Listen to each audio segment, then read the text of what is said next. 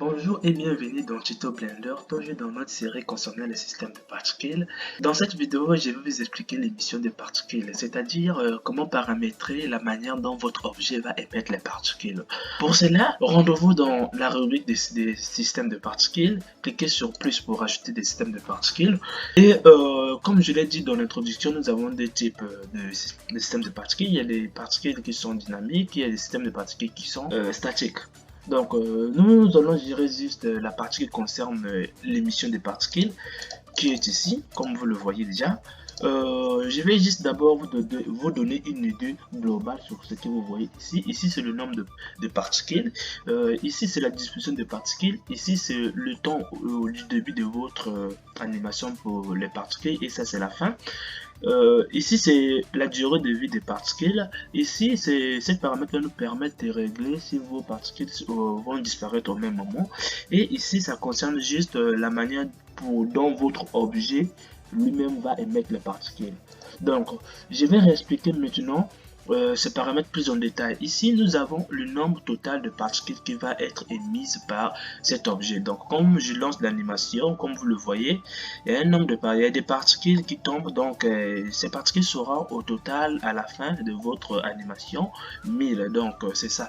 Nous avions ici le seed qui permet de régler la disposition des particules. Donc, quand je le fais varier, vous le voyez bien que les particules changent de position. Donc, ça n'augmente ni le nombre de particules par phase, mais ça change juste la position des particules.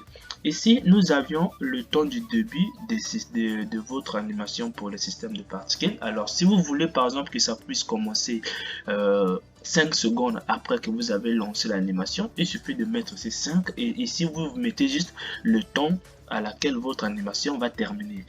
Et ça c'est dans Blender, ce n'est pas les secondes, mais ce sont les images qui sont calculées. Donc ici, comme vous voyez dans le left hand, les valeurs qui sont ici, c'est les valeurs qui correspondent à ce que vous voyez un peu ici. Donc vous pouvez le mettre, je ne sais pas comment vous le mettrez, mais il suffit, je vous ai donné déjà une idée qui est, c'est le temps du début et de la fin. Le lifetime, c'est la durée d'existence d'une particule au cours de son mouvement. Donc, comme vous voyez déjà, quand vous voyez les particules tomber, ici, comme vous voyez les particules, la majorité des particules finissent par disparaître ici au niveau d'ici. Donc, c'est à partir d'ici qu'on peut le régler. Cette durée d'existence, donc la durée auquel la particule est visible. Donc, on peut les régler ici. Et cet paramètre va nous permettre de rendre de faire en sorte que les particules ne puissent pas disparaître au même moment. Comme vous voyez, la majorité des particules disparaît ici. Donc, on peut les régler. Lorsque c'est 0,6 par exemple, j'arrête après, je ne sais pas la virgule.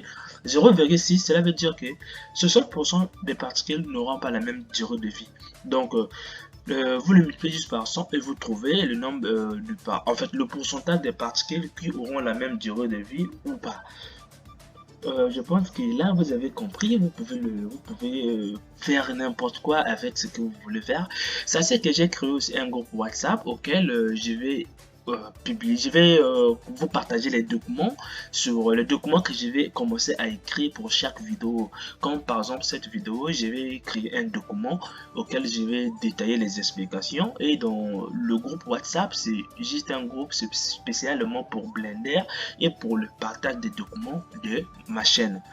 Et il y a aussi un groupe Facebook auquel vous pouvez intégrer si vous avez des problèmes. Vous pouvez le publier là-bas et moi aussi j'essaierai pour vous aider. Passons aux paramètres qui me restent ici. Parce que ici je vois que c'est un peu plus compliqué qu'on voit, mais ça c'est que je vais vous expliquer ça très facilement. Nous avons d'abord émis frame. Donc comme nous le voyons ici, ça peut arriver qu'on veut que nos particules soient émises à l'intérieur de notre objet et non sur les surfaces comme vous le voyez ici. Pour bien voir, cliquez Alt Z pour voir bien la transparence. En fait, passons au mode transparence. Comme vous le voyez bien, je vais encore zoomer pour bien voir. À l'intérieur de notre objet, il n'y a pas de particules. Et si vous avez tendance, on peut même rentrer dans notre objet pour bien voir comment ça y est. Donc, Cette paramètre emitFrom va nous permettre d'imposer à notre objet si il va émettre les particules à l'intérieur de lui-même ou encore sur sa surface ou encore sur ses bordures. Donc, quand nous sommes sur Face, cela veut dire que les particules sont émises sur la surface de notre objet. Alt Z pour revenir à la vie que nous étions avant. Et lorsqu'on fait, par exemple, vertice, ça va que les particules seront générées sur des bordures de notre objet, c'est-à-dire sur des sommets de notre objet. Donc, ça peut être n'importe quel objet, mais ça sera sur les sommets de vos objets.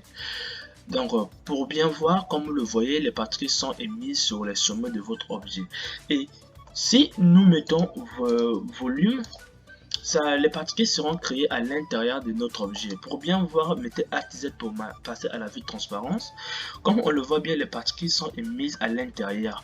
Vous posez sûrement la question, mais pourquoi on voit des particules sur la surface telle que cette particule? C'est juste que les particules sortent de cet objet. Donc, les particules, elles ont une vitesse. Donc, voilà pourquoi eux, ils sortent de cet objet. Nous allons revenir sur Face. Nous avons Use Modifier. Ça permet juste de prendre le modifier en compte. Je ne sais pas quel modifier que vous allez appliquer à votre objet, mais ça permet de prendre le modifier en compte sans pourtant que vous appliquez votre modifier.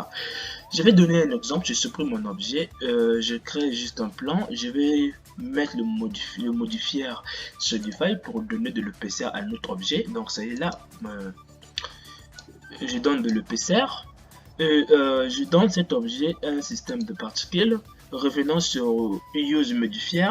Donc si ce n'est pas cliqué, alors ça prend pas en compte le modifier. Donc c'est toujours considéré que c'est toujours un plan.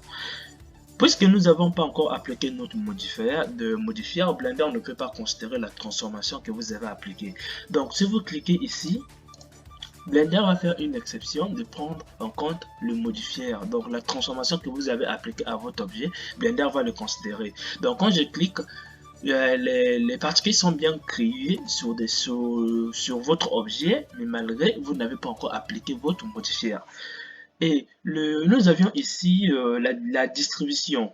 Nous avions plusieurs distributions. Je vais d'abord vous expliquer. Le JDR permet de personnaliser, en fait de paramétrer la manière dont votre objet va émettre les particules sur sa surface. Donc ça c'est le JDR. Le random, ça permet juste de mettre les particules d'une manière aléatoire. Si vous n'avez pas, je vais vous expliquer ces paramètres un peu plus en détail, comme ça vous aurez la facilité de comprendre le random et les grids aussi. Donc pour commencer, je vais d'abord vous expliquer c'est quoi le random order. Quand nous cliquons, les particules sont créées de part et d'autre de notre objet. De part et d'autre. Donc si nous cliquons, par défaut c'est coché, si nous décochons, les particules seront créées face par face. Pour cela, voyons vous-même comment ça va réagir. C'est d'abord créé ça passe au-dessus et puis ça passe face par face. Donc c'est ça le random order. Donc sachez que je ne sais pas vraiment fort en anglais, mais comprenez au moins ceci. Comme vous le voyez, ça va être créé face par face. Ça dépend de vos projets, ça dépend de la manière que vous voulez réaliser vos systèmes de particules. Donc, c'est vous qui décidez et ce n'est pas imposif de vous faire ça, c'est vous qui décidez. Donc, par défaut, je laisse cocher pour voir un peu la distribution de particules normalement. Nous avions Event Distribution. Par défaut, ça aussi c'est coché. Cela veut dire quoi? Que comme nous avons coché le random, cela veut dire que les particules sont créées sont créées au même moment dans toutes les faces. Comme nous avons coché le event, cela veut dire que je vais le supprimer. Je vais te donner un exemple. Je crée un plan, je passe sur cette vue, je fais juste une rotation, je le déplace, je vais créer un objet à deux faces.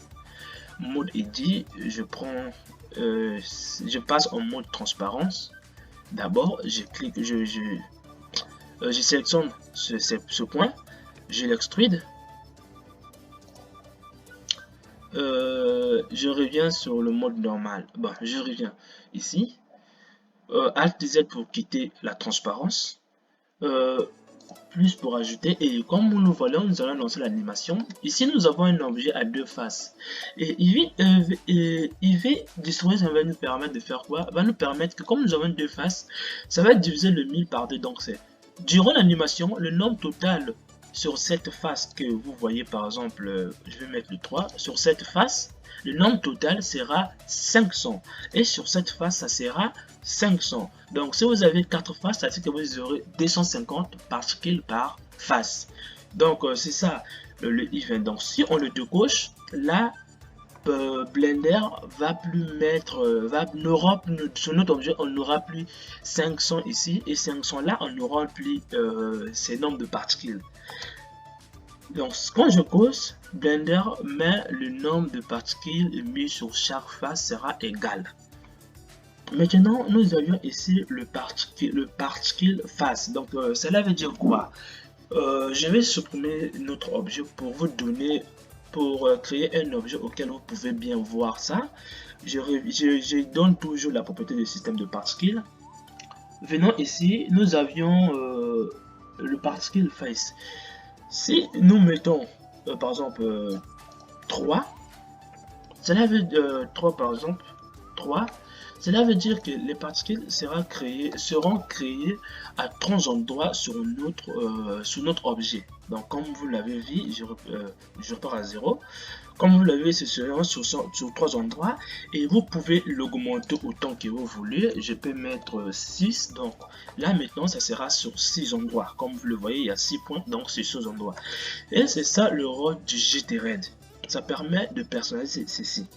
Et ici, nous avions la disposition. Nous pouvons changer la disposition des 6 endroits des particules que nous avions créés.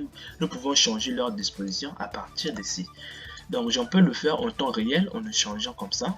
Je le change, comme vous le voyez. Maintenant, on va passer maintenant dans le random. Dans le random, ça permet de ne plus imposer à Blender de faire 3 endroits de la différence. Donc Blender va faire ça automatiquement, donc aléatoirement. Et aléatoire, on a toujours les paramètres, les deux paramètres qui permettent face par face ou encore uniforme. Nous avions l'ingrid. C'est quoi l'ingrid? Je vais, bon, alors là, fallait pas que je le supprime. Bref. Je viens ici, je passe en mode de 10, je fais I, Inset. Comme j'ai cette face, je vais le supprimer. Direct face, j'ai créé juste un trou, je peux le faire avec le modifier Locket. On va donner un système de particules. Nous, ce qui nous concerne ici sur l'ingrid. Comment réagit l'ingrid? Cela veut dire quoi? Je vais d'abord créer un plan. Oh là là. Je vais créer un plan pour vous expliquer l'ingrid. Je vais faire une rotation. Ok. GY, non, GX. Ok. L'ingrid, c'est quoi? L'ingrid, comme vous le voyez ici, j'ai créé un plan. Considérez ce plan comme une autre grille, comme une grille. Le point d'intersection entre votre objet et le plan, c'est cette ligne. Et sur cette ligne où seront créées des particules. Mais sachez qu'avec l'ingrid, ce plan se déplace. Donc ça veut dire que la ligne de la création des particules va se déplacer.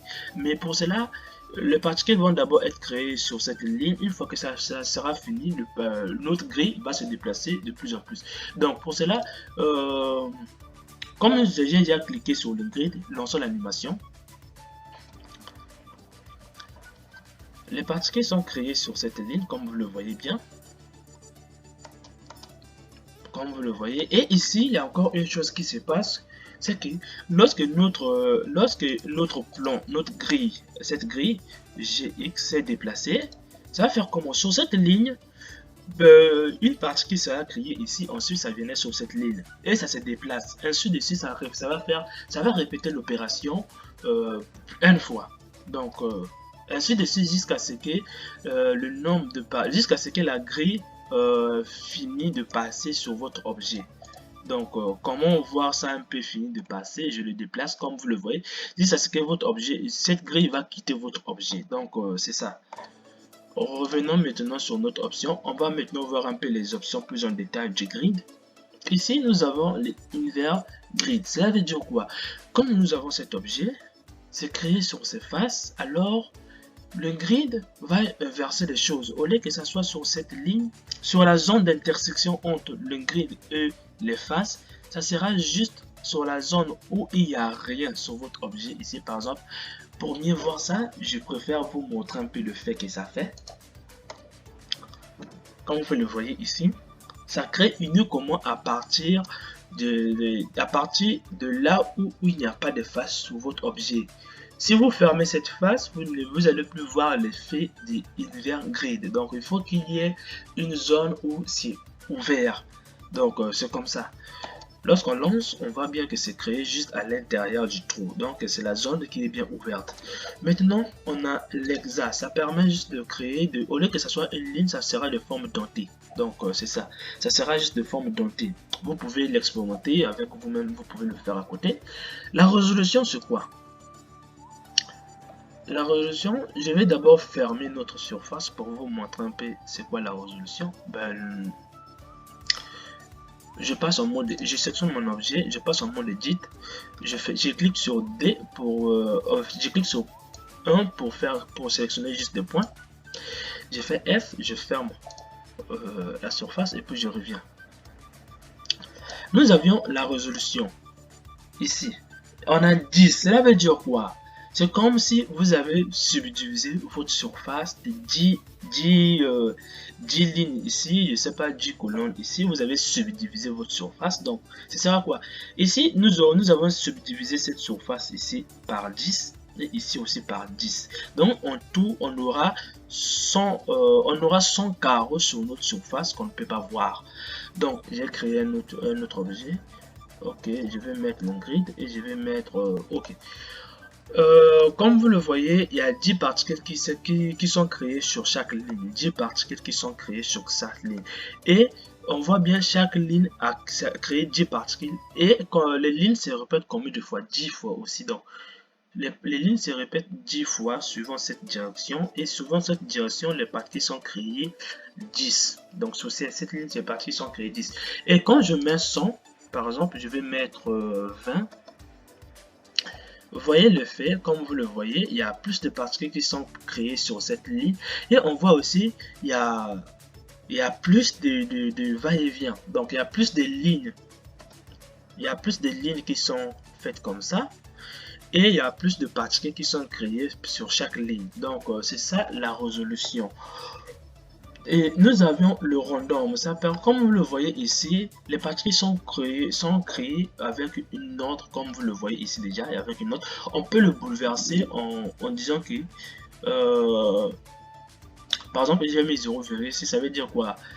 60% des particules qui sont créées sur cette ligne ne vont pas suivre l'ordre. Donc 60% ne vont pas suivre l'ordre. On va recommencer l'animation. 60% ne vont pas suivre l'ordre, comme vous le voyez bien ici. Ça suit un peu l'ordre, mais à vrai dire, ils ne sont pas créés linéairement. Donc, c'est au même moment. Dans la prochaine vidéo, je vais vous expliquer les caches, c'est quoi tous ces paramètres du cache. Et sachez que ce cours est fait pour vous donner des idées plus précises sur ces paramètres, pour vous donner des idées globales. Et je vais aussi lancer quelques animations, quelques tutoriels auxquels nous allons mettre en application tout ceci. N'oubliez pas de vous abonner si vous voulez rentrer plus en détail encore sur ces paramètres, ou si vous voulez maîtriser le logiciel Blender, ou encore si vous voulez encore savoir tout sur Blender. Comme vous le voyez, j'ai expliqué tous ces paramètres en détail. Alors, je vais expliquer aussi les paramètres qui viendront dans des vidéos prochaines. Abonnez-vous pour avoir plus de connaissances sur Blender et pour tout connaître sur le logiciel Blender. On se retrouve dans la prochaine vidéo auquel je vais vous expliquer les caches.